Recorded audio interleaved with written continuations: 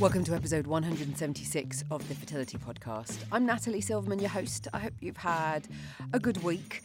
We had Mother's Day yesterday in the UK as this episode comes out to you on a Monday. And if that was a particularly difficult day, I'm not going to dwell on it too much. I just want to say I hope you're okay. I hope that you've kind of woken up. Today's another day. If you're listening to this later and Mother's Day was, a week or so ago, a couple of months ago, and you're in a different country and Mother's Day happens at a completely different time. It's one of those days. It's a commercial day ultimately. And yes, it's wonderful to celebrate mothers. If you have lost your mother, if you're still trying to be a mother, it's especially difficult. And I just wanted to mention it because I know it's such a trigger in so many different ways. So a kind of remote audio cuddle coming from me. Now, what you're going to hear in this episode is a roundup from my time at the Fertility Show, which was the event that happened a week ago, mid-March, if you're listening chronologically, 2019, in the UK, in Manchester. And I hosted the Let's Talk Fertility stage, and I've captured some of the conversations that happened on the stage. The other thing that was going on alongside the seminars and the exhibition was Fertility Fest, which you'll know if you've listened to my content before. I've shared a lot of the kind of ins and outs of what Fertility Fest is all about. I will be sharing more in April and May because I'm going to be at the event, but there's a few little excerpts from it.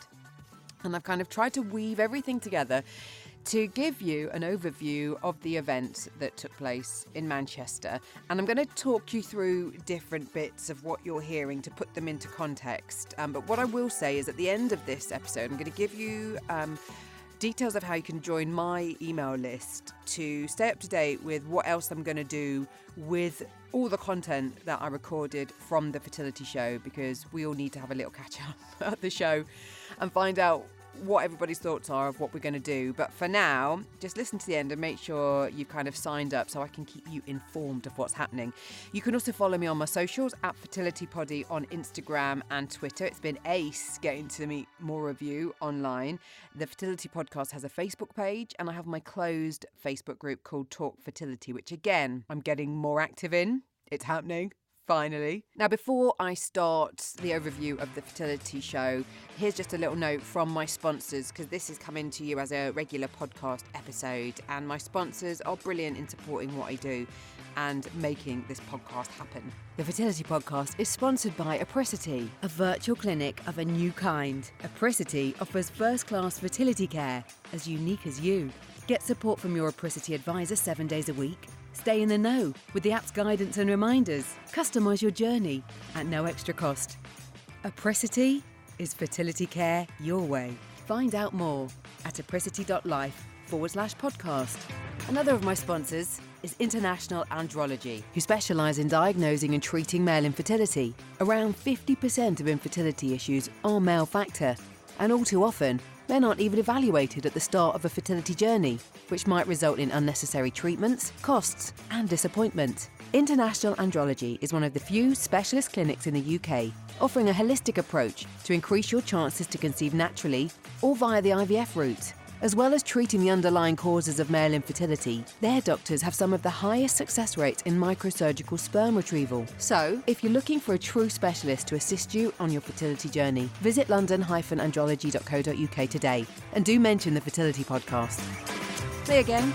So, we're going to start with an excerpt from one of the sessions I hosted called Fertility in the Workplace. It's something that I spoke about on a previous episode of the Fertility Podcast in an episode I was making for the Fertility Show. Hortense, who was on my panel, was a former guest. You can hear more of her story, because what you're going to hear from this session is some of the questions that were actually asked from the audience, as well as some comments from a lady called Claire, who works in HR and has set herself up on Instagram as @IVF@work and is currently running a little poll to get some more information about your experiences of IVF at work, or asking about issues affecting your fertility at work. Have a listen. Do we have any questions? There is no stupid questions, I promise you. Even if we've talked about it already and you want to recap, feel free. So do you think, for example, that you have enough support at work at the moment, or is it just not? Would you happily tell your manager about it? Let's raise hands if you feel comfortable telling work about having to go through treatment, or even if you're struggling, you're happy. Well, that's good. That's really well good. done, you guys. Yeah. Okay, good. I think so. And what about feeling that you're going to be able to get time off? Do you know about any policies in place? You don't know. You've asked and there aren't any.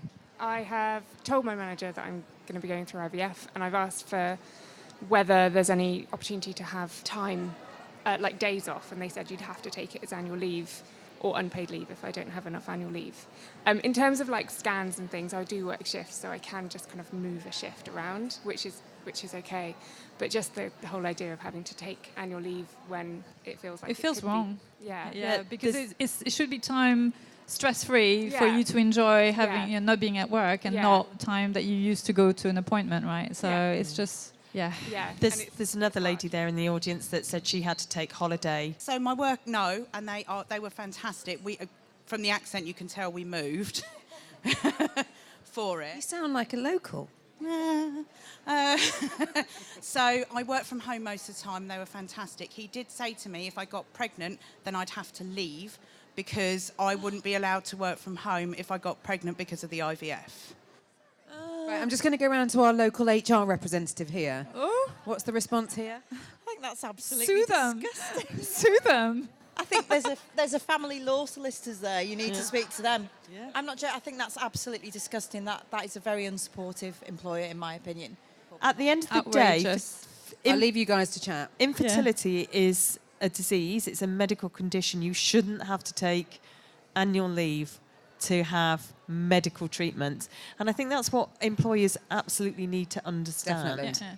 And I think maybe... It's not a lifestyle choice. Maybe you can try and negotiate with your manager that actually on that basis, because you're going through scans, you're going through taking treatments, having prescriptions, etc. You have doctor's notes. You can maybe ask your clinic to give you a doctor's note and then you take it as a medical leave, because sometimes companies also offer those more often than the IVF ones.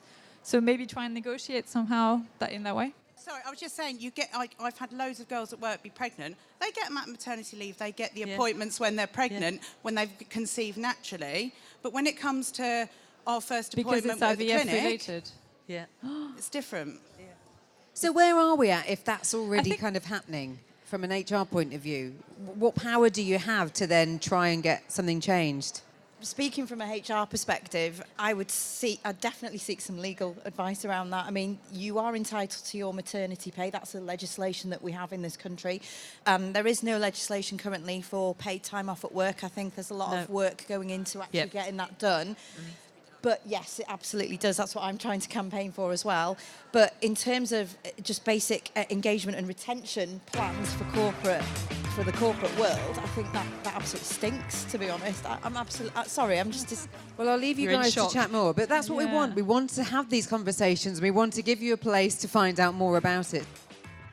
Right, now this is a clip from the final session of the first day talking about how it's okay to talk about fertility. And you'll hear me introduce the guests that I'm speaking to. And again, I will be following up more, especially with Dr. Zoe Williams, who spoke in this session about her decision to potentially enter solo motherhood, which will be a later Fertility podcast episode. But here you'll hear Dr. Zoe Williams, Dr. Larisa Corda and Dr. Emma Kenny sharing their wisdom, sharing their experiences, and it was a brilliant, frank discussion that we had. Very excited about my glamorous panel for the end of the day. I'm glad I put a bit more lippy on. So let me introduce our wonderful panel. To my right, we have Dr. Zoe Williams, a GP and a TV... a GP, I mean, my GPs don't look anything like you, I have to say. Zoe is a TV doctor, a physical activity expert and former gladiator. I just had to quiz about the gladiator fact. Emma Kenny, who is a psychologist, a resident psychologist on This Morning, also Closer magazine columnist and very active on Channel Mum, as is Dr. You'd like to be a gladiator as well? Yeah. I'd love to be a gladiator. Dr. Larisa Corda to my left, who is a fertility expert consultant and also TV doctor on This Morning and involved in Channel Mum. And what we're going to be talking about is how it is okay to talk about fertility, which is something that I've been harping on about in my podcast anyway. But what I think is really interesting is these ladies are on mainstream TV and it's brilliant that the conversation is happening. And as a starting point, I want to just gauge whether you feel there's been a shift in people becoming more brave talking about this. The items that are on this morning very much reflect sort of the wider media output, because a lot of the items that are on this morning are very reactive to what's in the mainstream press or what's happening with celebrities out there, or, you know, what's generally being talked about. So I think the fact that we are talking about it more this morning is probably a reflection of what's happening wider than this morning. Would you agree? Yeah, completely agree. And also the other thing, every time we do phone-ins about it, and phone-ins on general women's health, which I do with you, Zoe, as well, we get inundated with so many calls, and it's really, really hard to necessarily make the choice of who you're going to answer. It always feels so awful and difficult because there are so many people who need our help. And I think just the fact that we can offer people that access to a doctor and to talk to a doctor when most people can't necessarily afford to see a specialist, and you know, to be able to just go and get that advice for whatever reason is really, really important. So it's more women's health, or is it more fertility? You're seeing an increase in people asking more fertility-related questions? Fertility is absolutely one of those, simply because of the limits to care and access to care that we see generally on the NHS in particular. So it's really important to give people that access to be able to just phone in and ask if they can't ask the question anywhere else. Hasn't the landscape of parenting changed a lot as well? I think that's why permission's been given, because women have got careers now. So personally, as a woman who's had a career for a long time, sadly will have to continue because I'm never going to be able to retire. The reality is that as we get older, the problems around fertility become more obvious when you leave it late. And that means that I think we've got braver at thinking we're entitled to have babies even when we're, for example, over 40. So I think it's all of those things, but also recognition that as women get older and louder and more able to express themselves, we talk about it more. Because I know, Emma, you know, in our conversations, you've said to me, ask me anything. And I think we're getting, like you say, braver about talking about this kind of thing. I know, have had a range of challenges along the way, a number of miscarriages, you've had treatment, and you're thinking about having further treatment. And if you don't mind me saying, how old are you? I'm 45. Well, 46 today. Sorry, it's Emma's birthday. Happy birthday. There's a period of adaptation required. I'm 46 today. Yeah. So, but both my boys are Clomid babies, so I had fertility drugs for my first two children, and instantly got pregnant on both of those occasions when I was younger. And then my marriage broke down. I met another husband who was good enough to want to create life with, and had subsequent lots of miscarriages. And the reality is that I haven't kind of lost my longing to be a mother, but I'm at the point now where, as a bit of a barren, dried up side of my womb, that it might be that I look at donor eggs, which is a new thing for me. There's been a real psychological shift, because I've had to kind of think about whether I'm okay with all of that. I think if anybody here has thought about having donor eggs, I think there is like a really mental discussion you have to have with yourself. And I think I'm just getting to that point now. Process of the fact that you're going to have to accept that one way of doing it has changed and this is now. That's right. I think Dr. Larisa kind of said to me a while ago, she just said to me, you know, this is going to be just so common in 20 years that the things that you worry about now, you won't worry about. And I guess it's right. It's a bit like, you know, years ago, if you had a child who maybe had a different idea of sexuality, you might have had an issue with society around it. But now it's completely commonplace. So maybe that's the next thing. Yeah, and I think family dynamics have changed so much. This is what we were talking about, that now it's becoming more and more common for same-sex couples to have children, transgender people to have children, single women to have children. And I really genuinely do believe that in a couple of years' time, this will all become the norm. I think I once had a colleague who was telling me one of his children approached him and said, you know, Dad, why don't we have a stepmom or stepdad? What's going on? You know, it's so normal. It's so normal, yeah. So I do think because of conversations that are starting now, because we're removing the stigma, and because people genuinely need this treatment, as you say, women are just getting older and older by the time they come and see us, and that's through no fault of their own. It's just,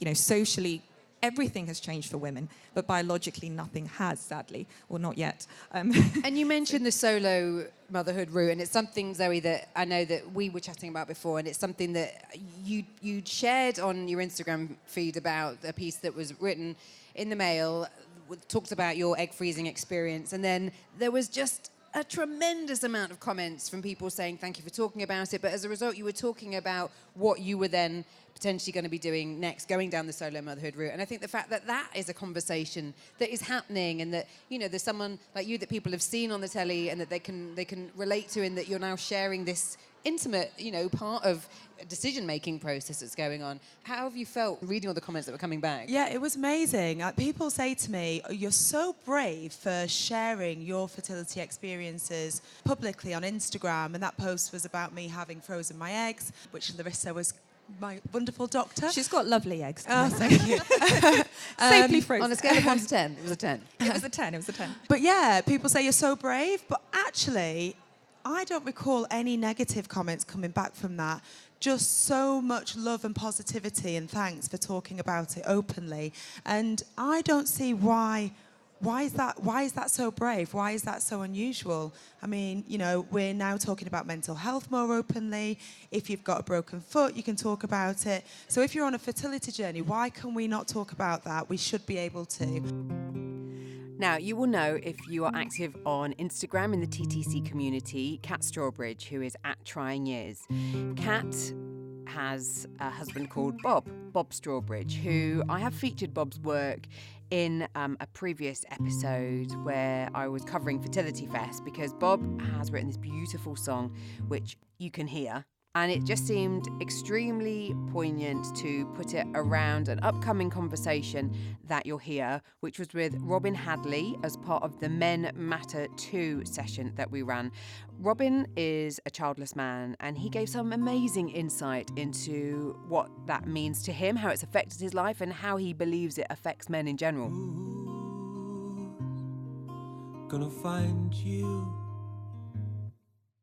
Now you're outside, looking in, lost in your confusion. You really need to hide inside today. It feels that all is broken, and things just got out of hand. Well, the world, oh, it just receded. You're crying out, just a glimpse dry land.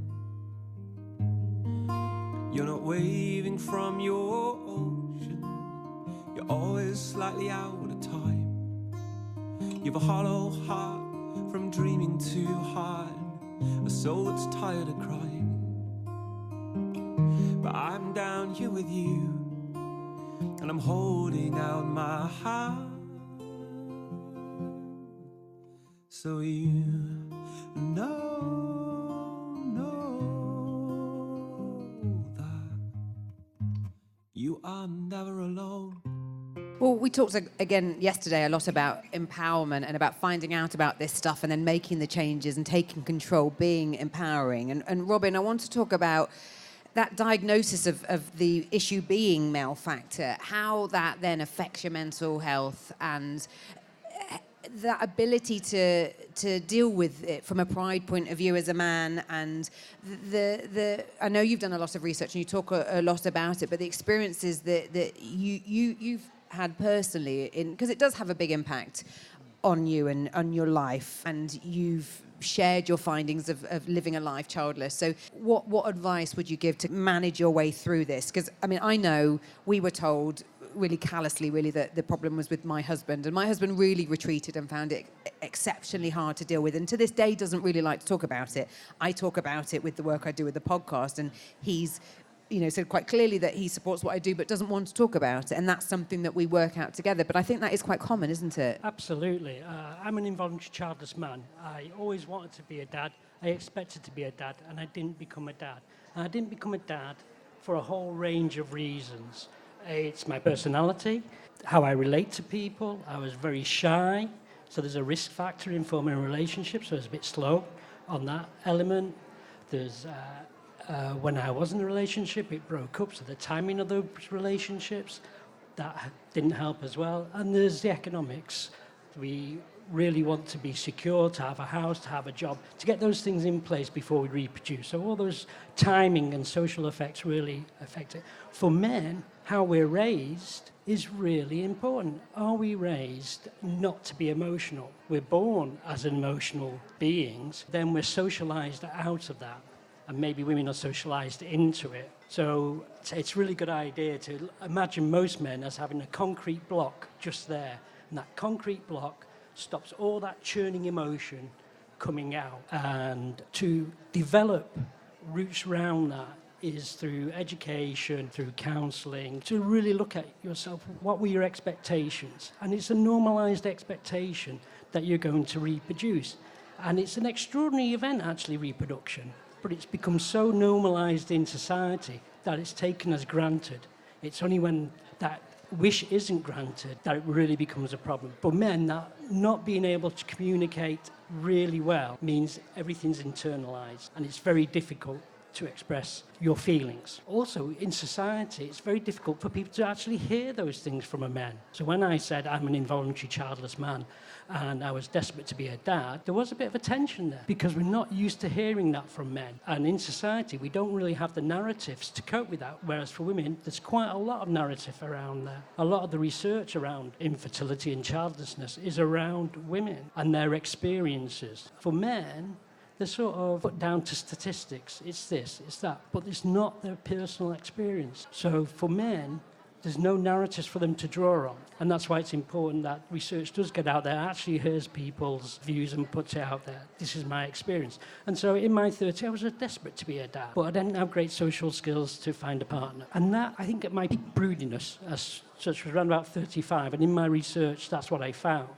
And the reason for that is men don't want to be an old dad because they want to have that experience of playing football, going to the pub, taking their kids to university on the first day, that sort of thing. And they associate that with being fully functioning and also with age as a decline in function. So there's really social scripts that we're trying to fulfill, and challenging those through your own experience and not having any answers to draw on is very frustrating for men. It can lead to depression, anger, behaviours of being a younger man. So going out, drinking, being really, really social as a way to compensate of being outside yourself, because being inside yourself is really not a great place to be because we're not educated or socialised to be there and to be easy with ourselves. We're socialised to be rewarded by goals outside ourselves, by going to work, by being great at football or being great at whatever. Whereas for women, socially, quite often defined by motherhood, the motherhood mandate. But there's also a fatherhood mandate. It's just not really out there. It's below the radar. But you are judged if you don't become a father.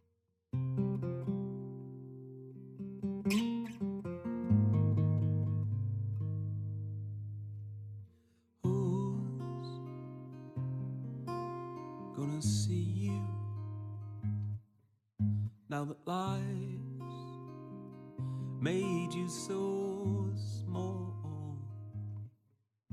all the stars still shine around you, but they mean nothing to you at all, 'cause you're not waving from your ocean, you're always slightly out of time. You've a hollow heart from dreaming too hard, and a soul that's tired of crying. But I'm down here with you, and I'm holding out my hand, so you know that you're never alone. Heartbreaking. Scary. Shocking. Helplessness. Frustration. Challenging. It never really occurred to me that my wife and I would have trouble conceiving.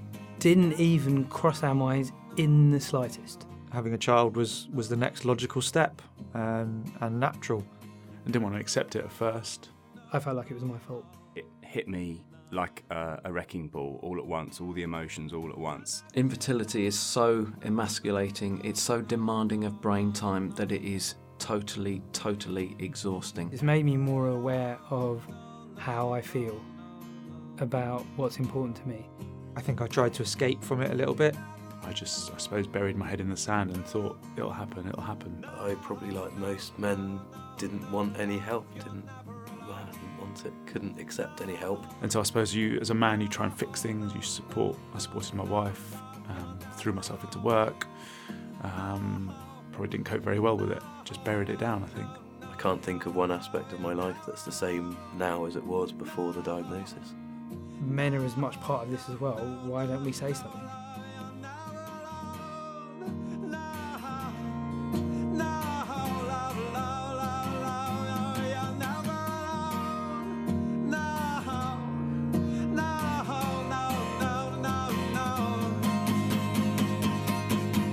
Such a gorgeous song, gives me goosebumps, and I know that was a really emotional session when Bob was playing his music and talking about his experience. And if you are following Kat at Trying Years on Instagram, Bob and Kat are now expecting their first child, which again Kat's been sharing is still kind of coming with its own trials and tribulations. You also heard an extract from a documentary that's currently in production called The Easy Bit, which has been created by Tom Webb, showcasing the male experience of going through treatment, which that session with Robin that you heard previously, he talked about emotions so well, and I just thought it was, again, really important to include that excerpt, which Tom had shown as part of Fertility Fest. It will be shown during the festival in April and May. And I'm hoping that this is giving you an idea of some of the incredible work that people are producing about their experiences and highlighting that there are many of us going through this. So whatever you are feeling, there's probably somebody else feeling the same. So that, as Bob's song says, you're never alone. Now, I'm going to move on quite nicely to my next little clip for you. I mentioned Instagram before, which if you're not on and you're struggling and you're looking for maybe a social platform that you could be a part of and maybe not have to identify it yourself, then there's a wonderful community there. Lots of people doing really innovative things. And the next person you're going to hear from is a lady called Alice Rose, who's on Instagram as This Is Alice Rose. Alice has been extremely active and really popular within the Instagram community with the work that she's doing around a campaign that she's created, which she's going to explain about now, and about her involvement in Fertility Fest. My name is Alice Rose, and I'm a writer, a speaker and fertility campaigner, and I've been here at Fertility Show and as part of Fertility Fest, who asked if I could come and talk about my campaign, which is Think What Not to Say. And I've made 3 videos now, and the first one was focusing on friends and family, trying to highlight the problem that we have with what people are going through and the disparity between what they hear from their friends and family. The next video was a Christmas seasonal take on Mariah Carey's All I Want for Christmas, which I rewrote the lyrics to. You know, really understanding that people are trying to help. The problem is they're trying to fix you, and it's not actually their job to get you pregnant and fix the situation. Their job is to be there and support you. And then the third video that I just released this week was focused on the professionals, because this is where I'm really passionate about trying to give a little bit more voice to the patients that are going through this, because I believe that we have to navigate the world saying things to us all the time while we're going through infertility which are not helpful and that are difficult. And I believe that once you step through the walls of a GP surgery or a fertility clinic, that should be the space where you don't have to worry about people saying things that are going to upset you, or insensitivity, or a lack of respect or compassion or empathy. So my latest video was focusing on, mainly I looked at consultants, and then I popped in a little receptionist comment at the end there, because there's anyone in a patient-facing role that needs to have a little bit more education around empathy and compassion and how to support people going through this experience. Okay, so a few more clips to share with you. Next up, a really fascinating session that we had about Plan B after IVF, talking about what to do if you've had failed treatments and you're trying to get your head around your other options. And I will put in the show notes a link to all the sessions at the Fertility Show, so you can kind of have a little look back at some of the guests that were speaking if you want to follow up with them more. I'm trying to kind of give you all of their details so that you can keep tabs and contact them if you've got more questions to ask. You're going to hear an excerpt from the conversation that I had. One of my guests was Kate Dobb, who had childhood cancer, so had to work with a surrogate and an egg donor, which she explains about, and also Linder Wilkinson, who is a surrogate with Surrogacy UK, about both of their emotions through the whole process. It was a fascinating conversation. When we started looking at surrogacy, and I knew obviously from a very early age I didn't have my own eggs, so we were looking at donor eggs and thinking of going for an anonymous donor. I didn't expect my sister to offer to donate her eggs, and it never occurred to me to ask her. But during a conversation about going through the surrogacy route and having donor eggs, my sister just said to me on the phone, "Oh, you know, you can have my eggs if you want." And, you know, she said it just like that, as though it was nothing to her. So that's how we started. I said, well, you know, it's a massive decision. You have to really think about it. And she goes, "Oh, no, it'll be fine." And so I brought the subject to her about a month later, and she was still just as keen and said she'd been thinking about it. And, yes, it wasn't so much of a big deal from her side as I anticipated. Thank goodness. I mean, what an amazing thing. And Linda, then, when you're working then as a team, Kate, I know the specific language that is part of the whole process, and there are these more complex, maybe, backgrounds to the intended parents. I mean, that's quite hard then for you to not be emotionally involved. How do you manage that part of your involvement? Yeah, absolutely. You do get involved because those people are your friends, and in my case, Mary Carmen had been through so much. I just knew what an amazing mum she would be, and how loved and wanted the baby I was going to carry was going to be. In Mary Carmen's case, she had a heart condition, which meant that she was unable to carry. But I wanted her to experience as much of that pregnancy as she possibly could. So, for example, she is originally from Mexico, so speaks Spanish. So I was able to do things like play her speaking in Spanish and baby's father speaking in Spanish to the bump. We're using some special things called belly buds because I wanted them to have that bond, you know, as early as possible. And for me, it was almost more exciting than my own pregnancy because there are so many people involved and invested. So it just makes it really, really rewarding. But then you are appreciating that they've come through so much to get to this point. And I'll never forget when we went for our first transfer, we'd been in for the checks in the morning, we got a call from the clinic to say that one of the embryos hadn't survived the thaw. And to see my friend so crushed because they only had 2 embryos, to see how crushed she was at that time, it just spurred me on even more to want to help her because I just knew how much it meant to her. So I was determined that I was going to make that a reality for them.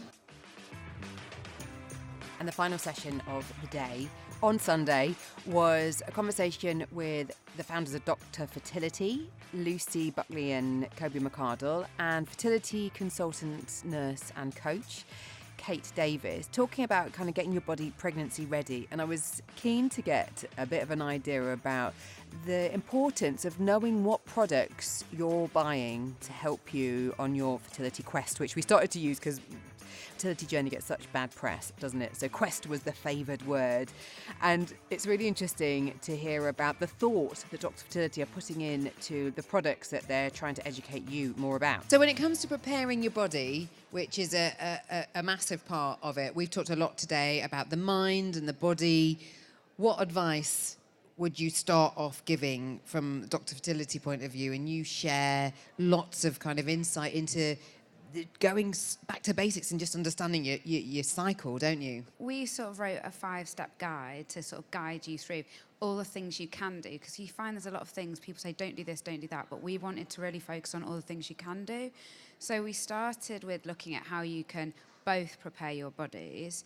You want to be healthy anyway for you, general life, and thinking about healthy eating and exercise. And so for women, we recommend that you start thinking about it sort of at least 3 to 6 months before, and you want to be thinking about doing positive things like taking your folic acid. So the UK Department of Health recommend that you take 400 micrograms when you're trying to conceive and for the first 12 weeks of pregnancy.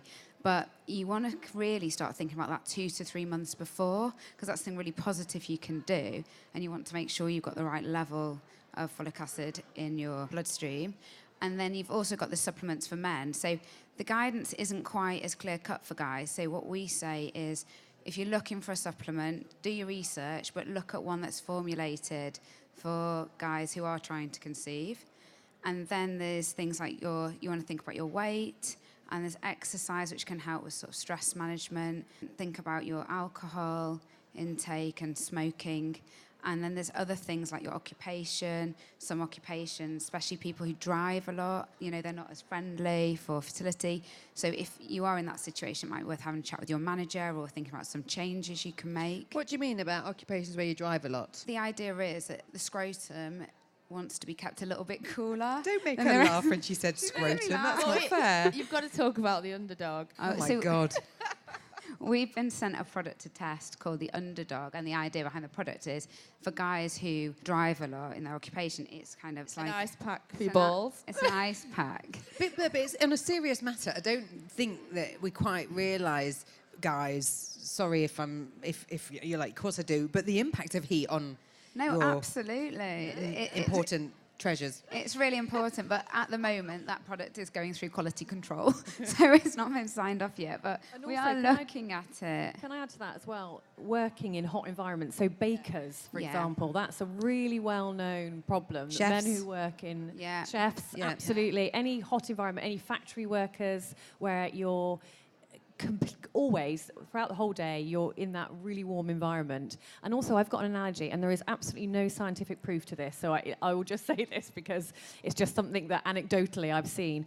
Men who have thick thighs and hot hands, they have a problem with their sperm pretty much all the time. So whenever I shake somebody's hand, I'm checking. Have they got a hot hand? Go and shake his hand. The one man in the audience. No, I'm joking. I shook his hand earlier. Warm hands and thick thighs. Yeah, so you're shaking the hand and then you're what do you class as thick? Sorry, we've digressed. How thick is thick? I mean, in all honesty, there is no scientific evidence I'm only for that at all. messing with you. But men who are clearly overweight are going to have, or most likely going to have problems with their sperm. So that there is definitely scientific evidence there. Okay. But yeah, that is just an analogy. On a serious, and your hands were fine. On a serious note, when it comes to products, I know that one thing that Dr. Fertility pride themselves on, as I tried to explain before, is the criteria they put the products through before they're listed on their site. And Lucy and Kobi were talking about the overwhelm when you're looking for these types of products online and the reason behind you doing what you do. And I think that's a really interesting thing just to highlight when it comes to, because there are lots of products that can help you. So just explain a bit about what you're trying to put out there with the ones you choose. Yeah, I mean, we were really frustrated when we started Dr. Fertility that you'll search for products online and all sorts of random stuff comes up. I mean, we saw a herbal tampon that unblocked your fallopian tubes. Very interesting, that which one. we were a bit doubtful about. Very expensive as well. Yeah. So we were kind of like, actually, there's no one single source of truth in terms of what is a good product versus a bad one. And also, not all products are right for everybody. So, for example, ovulation tests aren't right normally for people who have got very low LH levels or very high. So, for example, women with PCOS can have high levels of LH, so it won't see that surge when you're about to ovulate. But when you go on Amazon or Boots, that's not explained in a really clear and easy to understand way, and that's what we're really passionate about, is informing people about the right products for them and their situation. So one last thing before I give you the show notes and let you go, because this has been quite a journey. It's been quite an episode, hasn't it? I really hope that you've found hearing what was talked about at the Fertility Show of benefit. One of the things that we had was at the Q&A stage that I was hosting, we had this question box where we were inviting people to put their questions in. And we had one question that was put in, and I hadn't seen it, hadn't had the chance to see it during the conversations. So I grabbed hold of it and I grabbed the fabulous Jane Stewart, who is the chair of the British Fertility Society, and she'll explain more about herself in a moment. And she answered the question, and I'm really glad we found this question because a lot of us stress about exercise, which is something that was asked in this. So have a listen and then stick with me. I'll give you all the show notes details at the end. So I'm Jane Stewart. I'm a consultant in reproductive medicine in Newcastle. I'm chair of the British Fertility Society. At the Fertility Show, there's been a question raised. It's a written question to do with exercise and to do with both fertility, I think, and also miscarriage risk. So I've been asked to answer this question. A little bit of the preamble is that the female partner has a stressful job. Exercise is a good release, and of course it is for everybody. It's a really nice thing to be able to do. There's been a fertility problem, but primarily a problem with miscarriages. Her partner's running, training for a marathon. What's our opinion on running? So from an exercise point of view, exercise is always going to be good for us. It's good for, indeed, body and soul, which is what they've suggested here. And if this lady finds that that de-stresses her from her work, then it's clearly a really important thing to do. If women exercise enough, people who are very lean, who do a lot of exercise, the big athletes, ballerinas who are very lean, will sometimes switch off their menstrual cycles. So there's no doubt that high levels of exercise can have an impact on reproductive capacity. It comes from the hypothalamus, it affects the pituitary gland, it affects the way the ovaries are stimulated. So undoubtedly, even if women continue to ovulate, there may be an element of something going on with in the background from a fertility point of view, which is unmeasurable really. So my advice for people who are trying to be pregnant is, yes, by all means exercise. You don't want to give up everything and sit on the couch forevermore. It's a good thing to do for all sorts of reasons, well-being, health, everything else. But to perhaps modify that as if you were already pregnant. So if you're running a training program, if you're speaking to people in the gym, you talk to them about modifying it as if you're already pregnant. And certainly when people are going through treatment, we give them that kind of advice. If you're somebody who's exercising so much that you don't have a cycle, then that needs to be addressed specifically because there's all sorts of other things that go with that health-wise. But generally, in general terms, for this particular couple thinking about the miscarriage risk, they've had a really difficult time from the looks of it, and I'm really sad for that. The exercise won't be the key to that. The uterus is well protected, so as long as it's not really big, heavy exercise, it almost certainly won't be causing miscarriages and recurrent miscarriage. It's often unexplained miscarriage. It's really, really tricky, but it doesn't mean they don't have the chance of having a successful pregnancy. As long as that's been investigated and the major things excluded that can be excluded, then they retain a chance of getting there. So part of it's keeping the faith, but keeping sane at the same time, and exercise is part of that for this couple, then that's absolutely fine to carry on, but just be mindful of keeping it to a level that's sensible for pregnancy. Because there is a question about cycling.